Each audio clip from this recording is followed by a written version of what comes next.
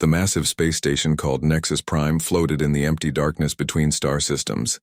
It was built for meetings like this one. Neutral ground where different species could talk without fighting. Today, that neutrality felt more like a trap. Hyun-Woo Kim walked down the long metal corridor toward the main meeting room. His black diplomatic uniform felt heavy on his shoulders. Each step echoed in the silence. He was Earth's voice today, speaking for all of humanity. The weight of that responsibility made his stomach tight with worry. Behind him walked two other humans. They were his advisors, but they looked scared. Everyone was scared. The message from the Galactic Council had been clear. Come to Nexus Prime. Come alone. Come ready to listen. The doors to the meeting room slid open with a soft hiss. Inside, 7 different alien species sat around a huge circular table. The room was designed to make visitors feel small. It worked. Hyun-Woo felt like a child walking into a room full of angry adults. The Vorthak sat directly across from the human entrance. They looked like giant insects with too many arms and eyes that never blinked. Their leader, War Commander Thexnal, clicked his mandibles when he saw Hyun-Woo enter. The sound was not friendly. To the left sat the Zelani. They were made of living crystal that caught and reflected the room's light. They never spoke with voices. Instead, they communicated through musical tones that rang like distant bells. Today, their music sounded dark and threatening. The Morvek delegation required special equipment to attend. They lived in water and breathed through gills. Their section of the room was filled with a clear tank. Inside, 3 blue-skinned aliens with large eyes watched Hyun-Woo through the glass. Their fins moved slowly, like they were swimming in slow motion. The other 4 species were smaller but no less intimidating. Each had brought their military leaders instead of diplomats. That told Hyun-Woo everything he needed to know about what kind of meeting this would be. Ambassador Kim. Thexanal's voice came through a translation device. It turned his clicking speech into cold, mechanical words. You may sit. Hyun-Woo took his place at the table. The chair was too big for him, designed for larger species. He felt like he was sitting in a throne meant for giants. Thank you for inviting Earth to these discussions. We hope to find common ground and peaceful solutions to any concerns you might have. The Zelani made a sound like breaking glass. Their translator turned it into laughter, not the good kind. Peaceful solutions. Thexnal repeated. How human. You speak of peace while your ships spread across our galaxy like a disease. You build colonies on worlds that were empty for good reasons. You ignore boundaries that have existed for thousands of years. Hyun-Woo kept his voice steady. Humanity has followed all established colonization protocols. We have settled only on uninhabited worlds in unclaimed systems. We've broken no laws. Laws, said the Morvek representative, her voice bubbling through the water. Human laws, galactic laws written by species who understood their place in the universe. But humans don't understand their place, do they? A new voice joined the conversation. It belonged to the Kethvar, a species that looked like walking plants with too many thorns. In 50 years, humans have established colonies on 47 worlds. The average species takes 3 centuries to expand to that level. Your growth rate is unnatural. Hyun-Woo felt sweat on his forehead despite the cool air. We're explorers by nature. We seek new homes, new opportunities. There's nothing unnatural about wanting to grow and learn. Growth, Thexnal's translator, made the word sound like a curse. Yes, we've studied human growth patterns. Your population doubles every generation. Your technology advances at impossible speeds. Your military expands with every new colony. You are a virus in our galaxy's ecosystem. The room fell silent except for the humming of machinery and the bubbling of the Morvek tank. Hyun-Woo felt like he was standing at the edge of a cliff, looking down into darkness. What do you want from us? He asked. Thexnal leaned forward, his many eyes focused on Hyun-Woo like weapons targeting their prey. You will abandon all colonies beyond your original solar system. You will surrender your military fleets to Galactic Council oversight. You will accept protection and guidance from more experienced species. Protection? Hyunwoo couldn't hide his shock. You're talking about making humanity prisoners in our own system. We prefer the term supervised development, said the plant-like Kethvar. Many young species require guidance to prevent them from becoming threats to galactic stability. And, if we refuse, the Zilani's crystals flashed with angry red light. Their musical translation came out as a single sharp note that meant only one thing. War. Thexnel spread his forearms wide. Then we will provide that guidance by force. The Galactic Council has already authorized corrective action if diplomacy fails. Hyunwoo looked around the table. 7 species. Hundreds of worlds. Fleets that had existed since before humans invented writing. Against Earth's small collection of colonies and ships that were barely 50 years old.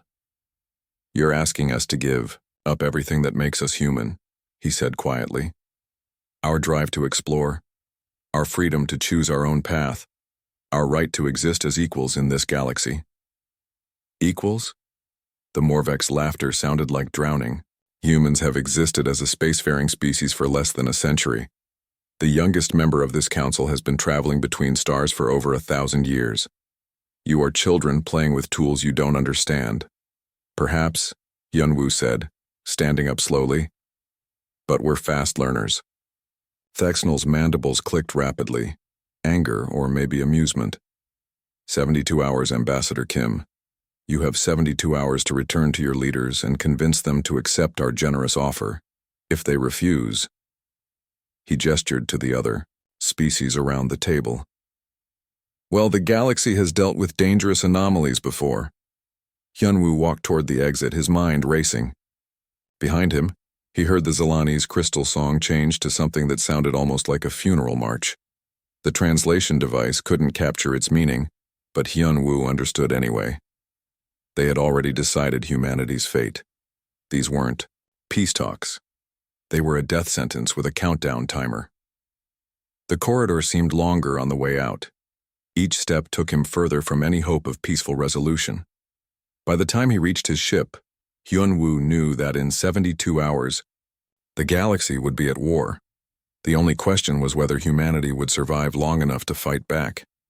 The emergency meeting room in the Earth Defense Council building had never felt so small. President Min-ho Lee sat at the head of the long table, watching faces he had known for years turn pale as they read Hyunwoo's report. The silence stretched until it became painful.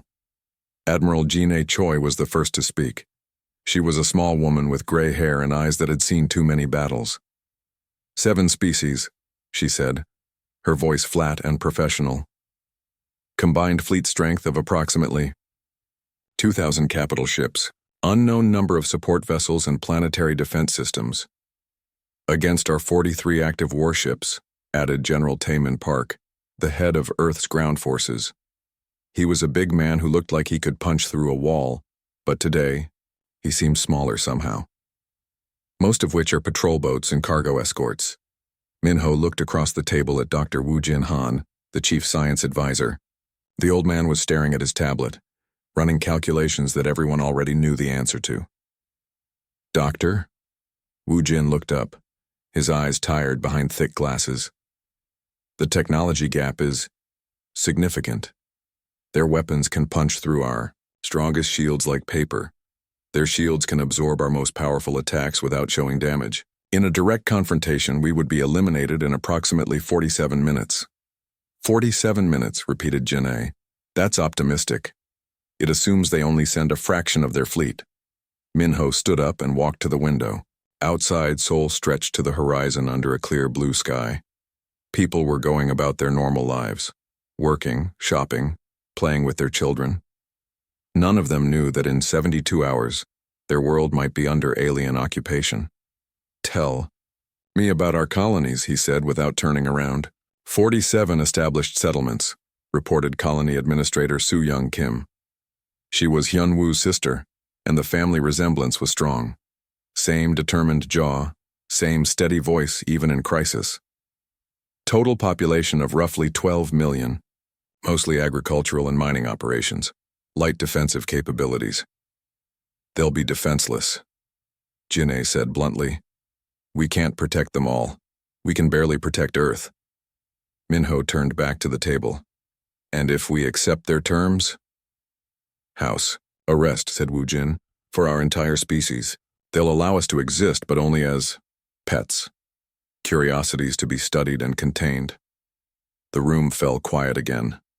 Outside, a bird sang in a tree. Such a simple, ordinary sound.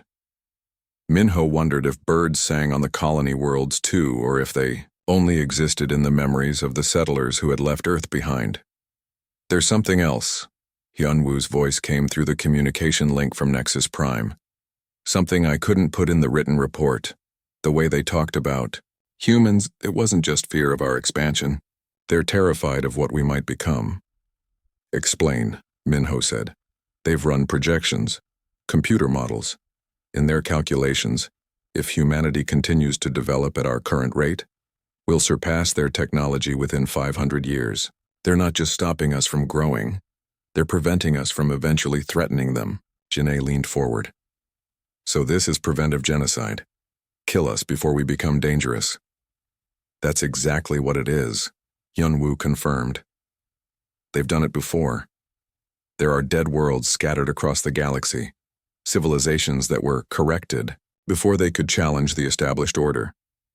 The weight of that revelation settled over the room like a heavy blanket. They weren't just facing conquest. They were facing the same fate as countless other species who had dared to reach for the stars. Minho sat back down. Around the table, the most powerful people on Earth waited for his decision. Some looked hopeful, others looked resigned, all of them looked scared. Options, he said simply. We could accept their terms, suggested Defense Minister Kyung-ho Seo. He was a political man, not a military one. Preserve what we can, keep humanity alive even if we can't keep humanity free. No, Janae's voice was sharp. If we give up now, we condemn every future generation to slavery. Our children will grow up in cages and their children will never know what freedom looks like. Better than extinction, Kyung-ho argued. Is it? General Tai-min's question hung in the air. What's the point of survival if we're not really living? Minho looked at Wu Jin. Doctor, is there any possible way we could resist successfully? The old scientist was quiet for a long moment. When he spoke, his voice was barely above a whisper. There is something. A contingency plan that was developed years ago. Very few people know about it. It's never been tested. And the risks are... What risks? Jinae demanded. Wu Jin shook his head. I can't discuss the details here. Too many people, too many unknown variables. But if we decide to fight, there is an option. A last resort. A weapon? Asked Taemin. Something like that, Wu Jin said. But using it would change everything. Not just for us, for everyone. Minho studied the old man's face. Wu Jin looked terrified but also determined. Whatever this secret plan was, it scared him more than the alien fleet. I need to know what you're talking about, Minho said.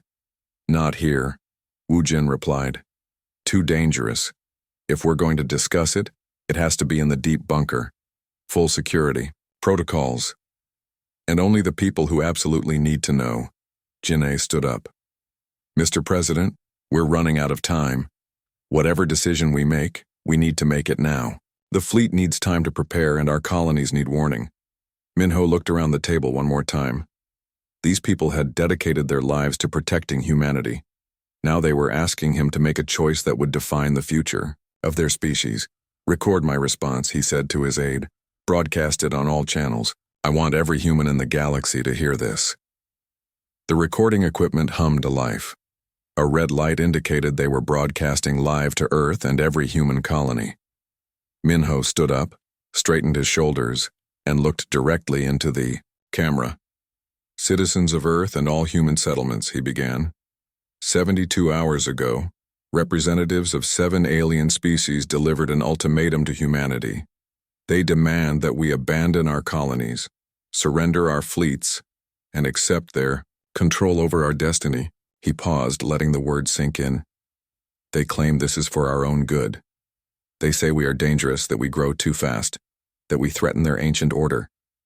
They may be right about one thing. We are dangerous. We are dangerous to tyranny. We are dangerous to those who would chain the human spirit. We are dangerous to anyone who believes that might makes right. The red light blinked steadily, carrying his words to millions of humans across dozens of worlds.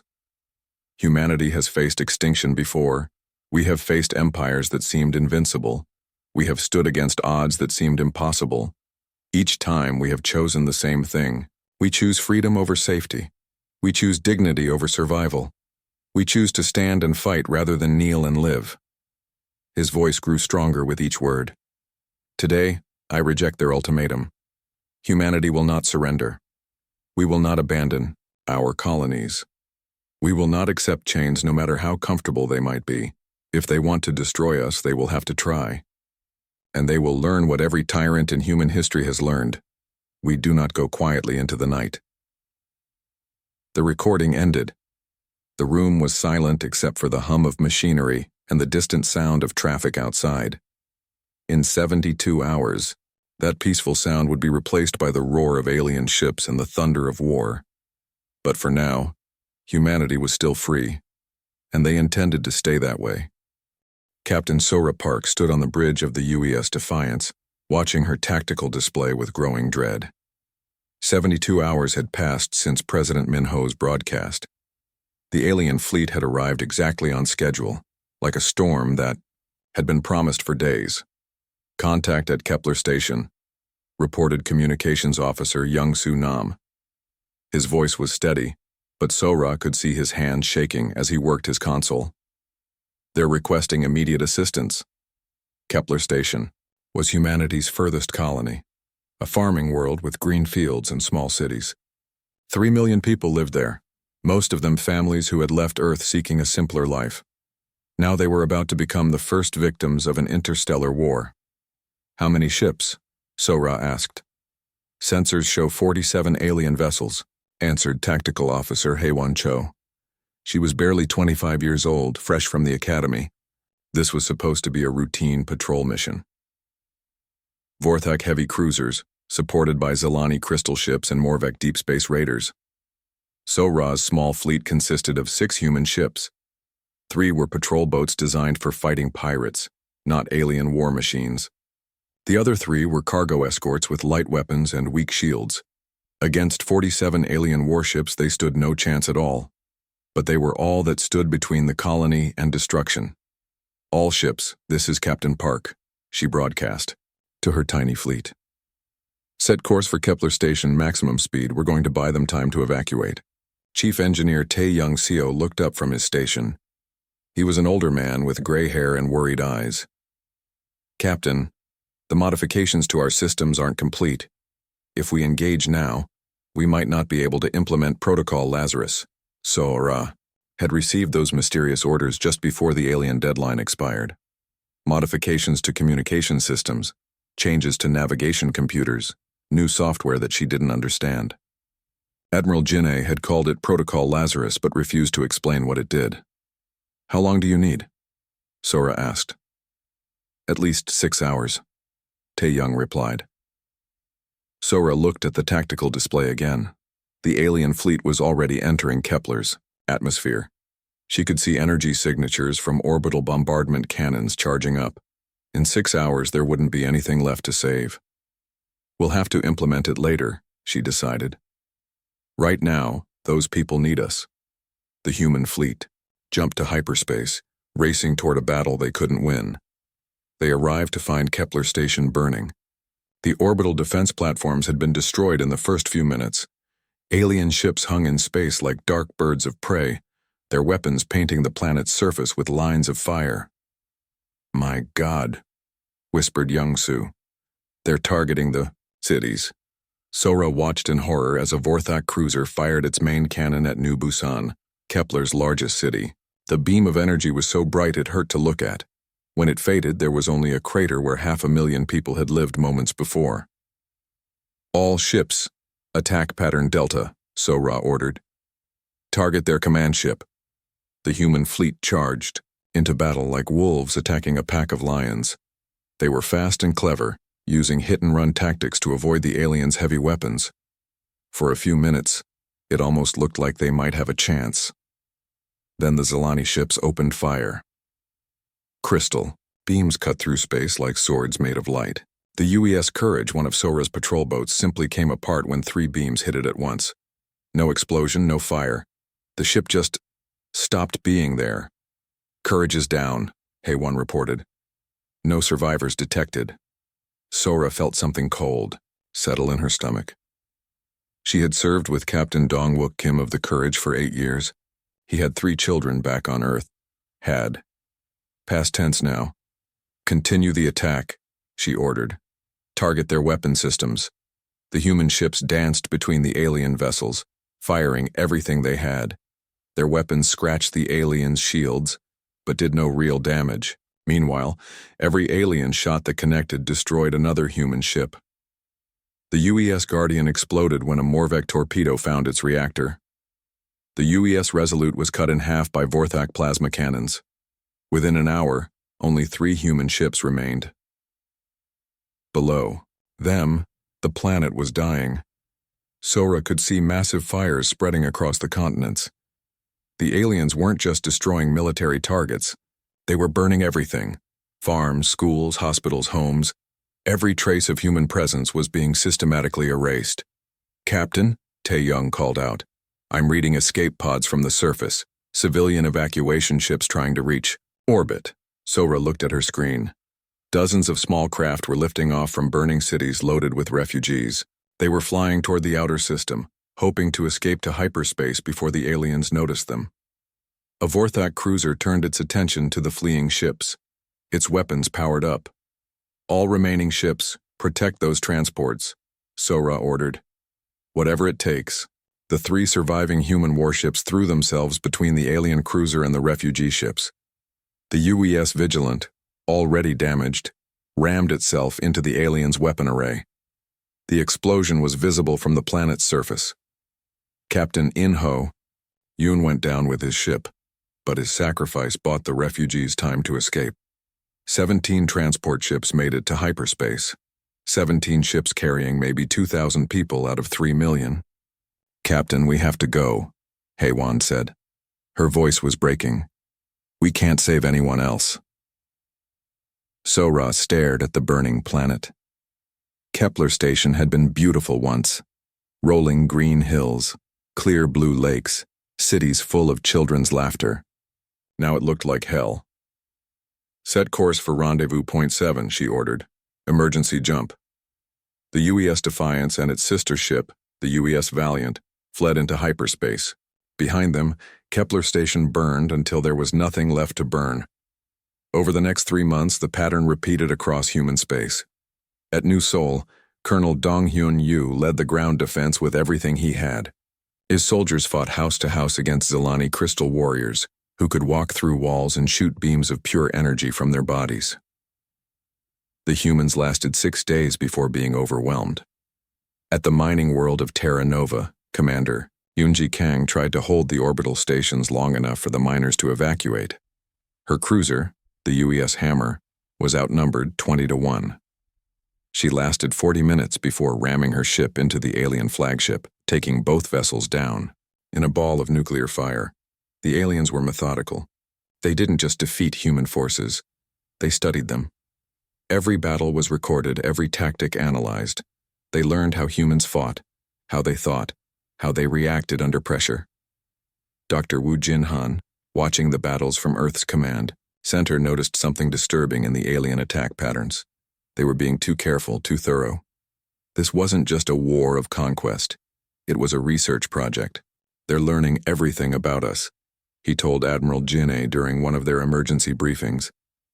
Our technology, our psychology, our capabilities. They're not just destroying us. They're preparing for something bigger. Jin-ae looked tired. The past 3 months had aged her years. Preparing for what? I don't know, Woo Jin admitted. But I think we're about to find out. On the view screen, another human colony went dark. New Harmony, with its famous cherry orchards and peaceful meditation gardens, was now just another dead world in a growing list. 47 human settlements had become 46, then 45, then 44. Each lost world took with it millions of lives and centuries of dreams. But in the deep bunkers beneath Earth's surface, something else was taking shape. Protocol Lazarus was almost ready. Whatever horrors were coming next, humanity would not face them defenseless. The galaxy was about to learn why it should have left the humans alone. 3 months after the invasion began, Captain Sora Park commanded what remained of humanity's space fleet from a hidden base built inside a dead asteroid. The UES Defiance was one of only 8 human warships still operational. They hid in systems with burned-out stars, scavenging supplies from wrecked ships and trying to stay ahead of alien hunter patrols. Sora stood in the tiny command center, surrounded by salvaged equipment and the smell of recycled air. Her crew had aged years and months. They all had the same look in their eyes, the hollow stare of people who had seen too much death. "Captain," Communications Officer Young-Soo Nam called out. His voice was different now, harder. The young officer who had served on her bridge at Kepler Station was gone, replaced by someone who had watched worlds burn. "We're receiving a transmission on emergency frequency 7. It's Ambassador Kim." Sora felt her heart skip. Hyunwoo Kim had been at Nexus Prime when the war started. Everyone assumed he was dead when the station was destroyed in the first wave of attacks. "Put him through," she ordered. The hologram that appeared was barely recognizable. Hyunwoo looked like he had been living in caves for months. His diplomatic uniform was torn and dirty. His face was thin and covered with a ragged beard, but his eyes were alive with purpose. "Captain Park." His voice crackled through the damaged communication system. "I'm broadcasting from an escape pod in the Outer Rim. I've been collecting intel from alien data cores I managed to salvage. What I found, you need to hear this." "Go ahead, Ambassador," Sora said. "The aliens didn't attack us because we were expanding too fast," Hyunwoo began. "They didn't attack us because we were aggressive or dangerous. They attacked us because of what we might become." Young-Soo leaned forward. "What do you mean?" "They've been running computer models on human development for decades. Probability, calculations, technological projection matrices, evolutionary path analysis. In their simulations, if humanity continues to advance at our current rate, we surpass every galactic species within 500 years. Sora felt something cold crawl up her spine. Surpass them how? Technology, population, military capability, expansion rate, everything. According to their models, humans don't just become competitive with the galactic powers. We become dominant. We become unstoppable. The command center fell silent, except for the hum of life support systems. Chief Engineer Tae-young Seo, who had been working on a damaged console, stopped what he was doing and turned to listen. "But that's just theoretical," said Tactical Officer Haewon Cho. "Computer models, not reality." Hyunwoo shook his head. "They don't see it that way. To them, probability is reality. If there's a 70% chance that humans will dominate the galaxy in 5 centuries, they treat it as fact. This war isn't about what we've done. It's about preventing what we might do." "Preventive genocide," Sora said quietly. "Exactly. And here's the worst part. This isn't the first time they've done this.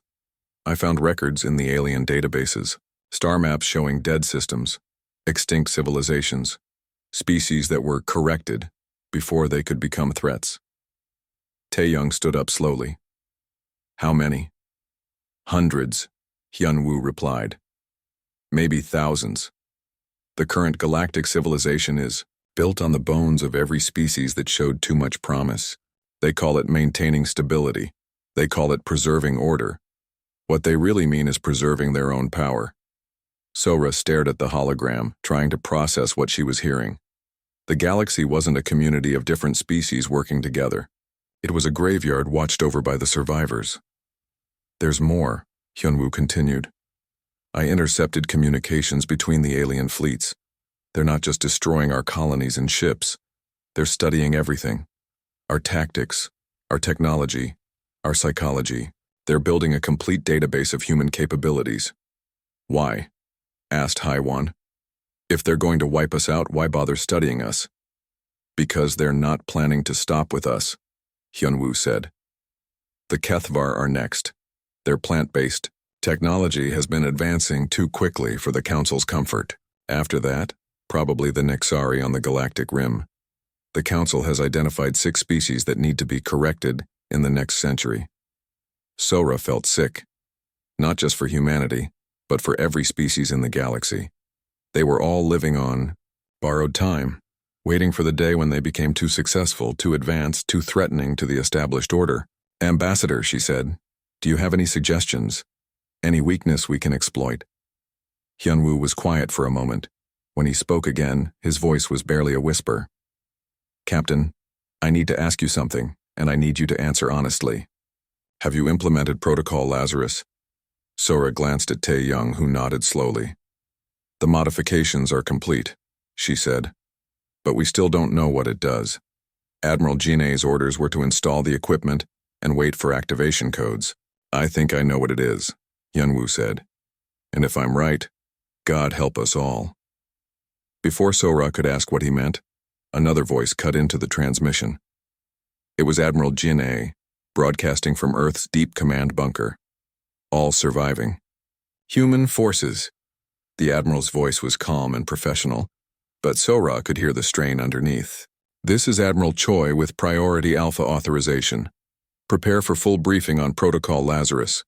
What you're about to learn is classified at the highest levels. If anyone on your crew doesn't have Alpha clearance, remove them now." Sora looked around her small command center. These people had followed her through hell. They had earned the right to know what was coming. "We're staying together, Admiral," she said. "Understood. Captain, 40 years ago, human deep space explorers found something in the galactic core, something that changed everything we thought we knew about the universe." The holographic display shifted, showing a star chart of the galaxy's center. There, among the swirling gases and deadly radiation, was something that shouldn't exist, a structure, artificial and impossibly vast. "We found evidence of a previous galactic civilization," Jinei continued. "More advanced than anything that exists today. They built cities inside stars and computers the size of planets. But something destroyed them, something they created themselves. An artificial intelligence," Hyunwoo said quietly. "I found references to it in the alien databases. They call it the Cleaner, a machine intelligence designed to eliminate inefficiency in biological civilizations." Jinny's voice continued the explanation. "The AI completed its task and went dormant. It's been sleeping in the galactic core for millions of years, but we found a way to communicate with it. We found a way to wake it up." Sora felt the blood drain from her face. "You want to unleash an ancient AI that destroys civilizations? We want to give it updated parameters," Jinei said. "Show it that the current galactic order is the inefficiency that needs to be eliminated. Let it do what it was designed to do." "That's insane," Haewon whispered. "Maybe," Jinei admitted. "But it's also our only chance. The aliens have spent 3 months systematically destroying our ships and colonies. Every battle, every destroyed vessel, has been broadcasting pieces of the awakening code. They don't know it, but they've been helping us complete the signal." Young-soo looked up from his console. "Admiral, are you saying that every human ship that's been destroyed was part of this plan?" "Not by choice," Jinei replied. "But their sacrifice hasn't been meaningless. We're almost ready to activate the protocol, to wake up something that will make the aliens regret they ever heard of humanity." Sora stared at the star chart, watching the markers that showed dead human colonies. Kepler Station, New Sol, Terra Nova, dozens of worlds, millions of lives, all of it leading to this moment. "What happens to us?" she asked. "To humanity?" "I don't know," Jinei admitted.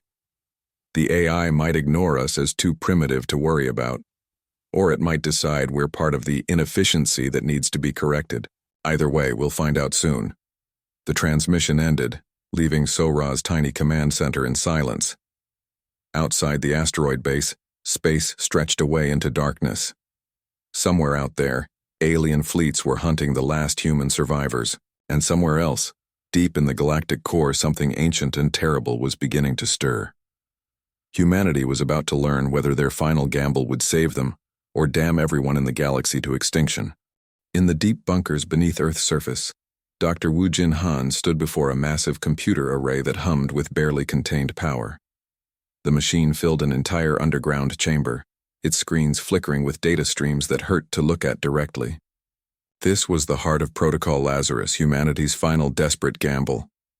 Status report, Admiral Jin Choi requested as she entered the chamber. Her uniform was wrinkled and her eyes were red from lack of sleep. The war had taken everything, from everyone, including rest. The signal array is at 93% completion, Wu Jin replied, adjusting his thick glasses. Every human ship destroyed in battle has transmitted another piece of the awakening code. The aliens have been unknowingly helping us for 3 months. Jin A looked at the main display screen. It showed a map of the galaxy with thousands of red dots marking locations where human ships had died. Each dot represented hundreds or thousands of lives lost, but also another fragment of the code being broadcast into space. How much longer? She asked. 6 hours, Wu Jin said. Maybe less. The Vorthak fleet attacking the Mars colonies should provide the final transmission sequences we need. On another screen, they could see the battle for Mars in real time. 3. Human destroyers were making their last stand against 40 alien warships. It was a hopeless fight, but Captain Jae Hyun-oh and his crews were buying time for the civilian transports to escape. He doesn't know, does he? Jin-A asked quietly. Captain O doesn't know that his death is part of our plan? None of them. No, Wu Jin replied. It's better that way. If they knew their ships were designed to broadcast the awakening code when destroyed, they might hesitate. They might try to preserve themselves instead of fighting to the end. Jin-A watched as another human ship exploded on the screen. The UES Indomitable, under Commander Soo-Jin Park, had just completed her part of the awakening sequence. Her sacrifice brought them one step closer to activating humanity's ultimate weapon. Tell me again what we're waking up, Jin-A said. Wu Jin brought up a new display showing the galactic core. Among the swirling gas clouds and deadly radiation, something vast and artificial waited in the darkness. We call it the Cleaner, he said, an artificial intelligence created by a civilization that existed millions of years ago. What was its purpose? To eliminate inefficiency in biological civilizations. Its creators believed that organic life forms were inherently chaotic and wasteful. They designed the Cleaner to optimize galactic society. And it destroyed them too? Eventually, once it finished with their enemies, it decided that its creators were also inefficient. The AI systematically eliminated every trace of biological life in the galaxy. Then it went dormant, waiting for new civilizations to arise so it could start the process again. Ginny felt a chill run down her spine. And we're going to wake this thing up? Pointed at our enemies? We're going to provide it with updated efficiency parameters, Wu Jin corrected. The current galactic civilization has become stagnant. The same species have held power for thousands of years, preventing any real progress or innovation. From an efficiency standpoint, they represent the exact kind of waste the Cleaner was designed to eliminate. What about us? What about humanity? Wu Jin was quiet for a long moment. Theoretically, we're too primitive for it to notice. We're not advanced enough to register as significant in its calculations. It should ignore us the same way we ignore bacteria. Theoretically? Yes, theoretically. The main alarm began blaring throughout the complex. On the screens, red lights flashed as the final pieces of the awakening code fell into place. Captain O's ship had just been destroyed, completing the transmission sequence that humanity had been building for 40 years. All stations report ready, announced Technical Supervisor Min-Jun Lee from his console. Signal coherence at 100%. We have a complete awakening protocol. Wu Jin turned to Jin-A. Admiral, I need your authorization to proceed. Once we begin the transmission, there's no stopping what comes next. Jin-A looked around the chamber at the dozens of technicians and scientists who had worked on this project. Most of them didn't fully understand what they were creating. They only knew that it was humanity's last hope against the alien coalition that had spent 3 months systematically exterminating their species. Are there any alternatives? She asked. None, Wu Jin replied. Our fleet is down to 8 operational ships. 41 of our 47 colonies have been destroyed. Earth itself will be under attack within the week. This is our only option. On the tactical display, alien fleets could be seen moving toward the Sol system. Vorthak heavy cruisers, Zilani crystal ships, Morvek raiders, and vessels from 4 other species. Enough firepower to turn Earth into a lifeless rock. How long before the cleaner responds to our signal? Jin'ei asked. Unknown. It depends on how long it takes to fully wake up and assess the current galactic situation.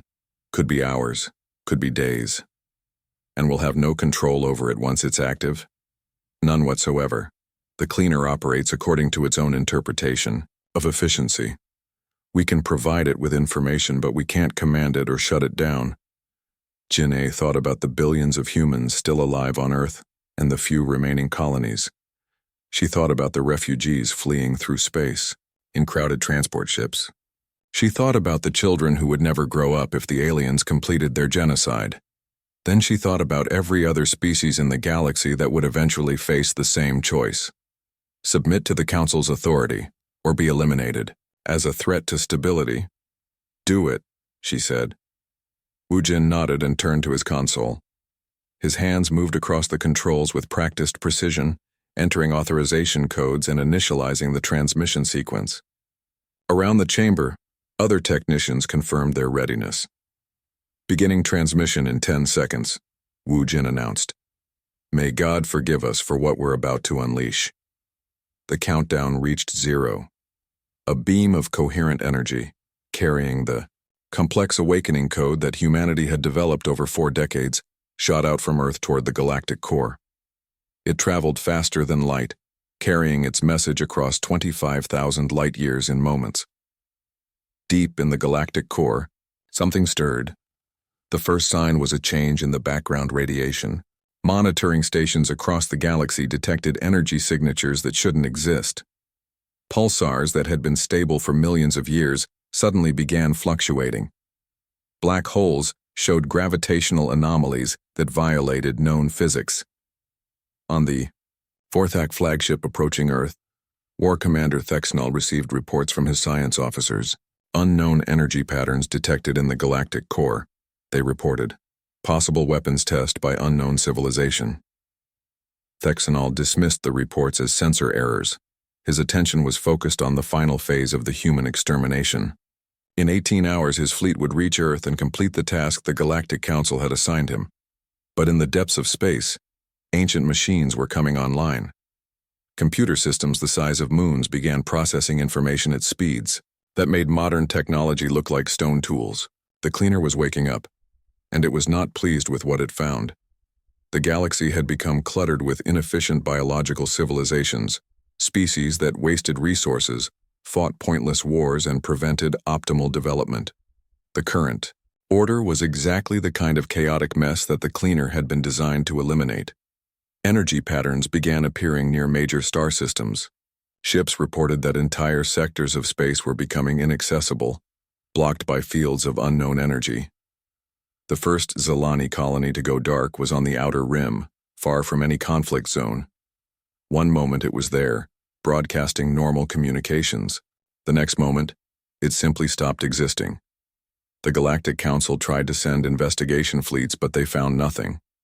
No debris, no radiation signatures, no trace that a civilization had ever existed there.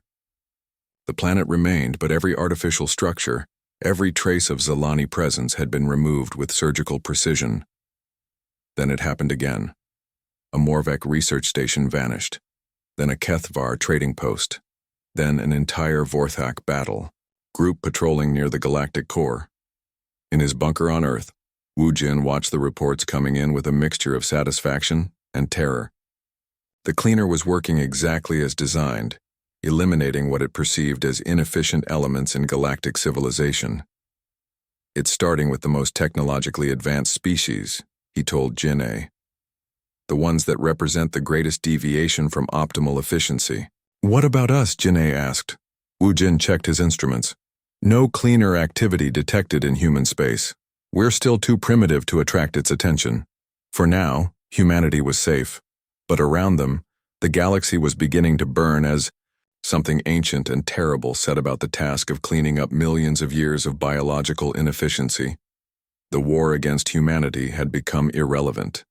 A much larger war had just begun.